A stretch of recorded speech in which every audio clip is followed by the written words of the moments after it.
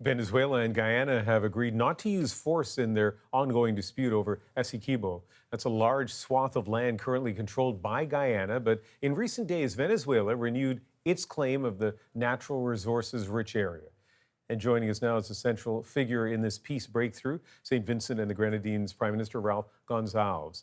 Mr. Prime Minister, based on what you heard and what you saw, why did they reach an agreement? I think both presidents are interested in peace.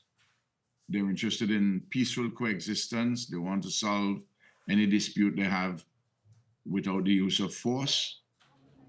And they want to build unity within the Caribbean and Latin America.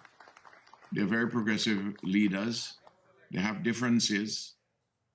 There are disputes, there are controversies. But even though if you have disputes and controversies, you can talk to one another and see how you can resolve the problems. I think a concern in other countries, including Canada, is if there was significant disorder in South America, if other countries got involved in a dispute. How worried should we be tonight that eventually, whether it's 3 months from now or 6 months from now, negotiations break down and there might be some sort of military conflict between Venezuela and Guyana? Well, Guyana is no match militarily for Venezuela.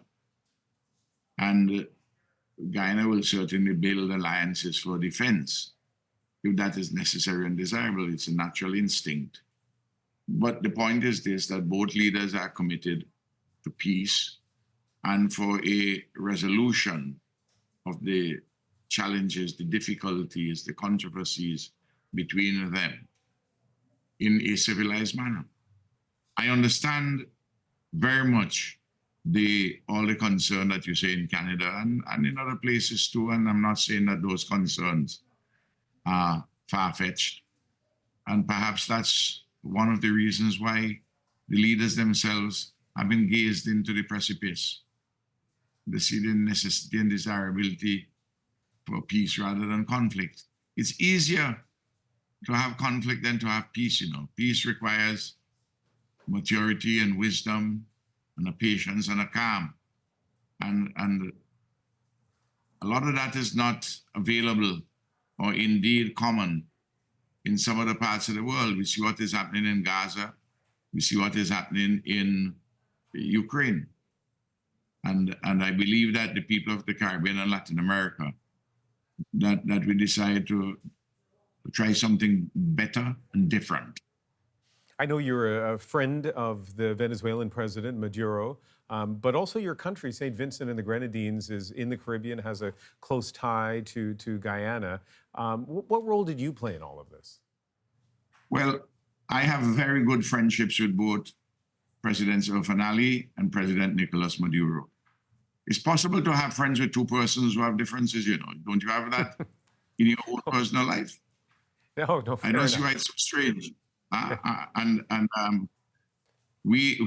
an experienced political leader, and I have a particular relationship, I have a particular view of how things should be done.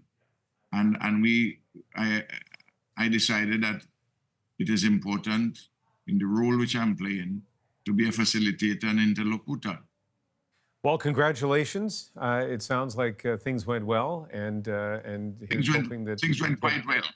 Yeah, things went quite well. And the people of the Caribbean, the people of St. Vincent and the Grenadines, the people of Latin America, I think it was a very good day yesterday, and we're holding things together and going forward.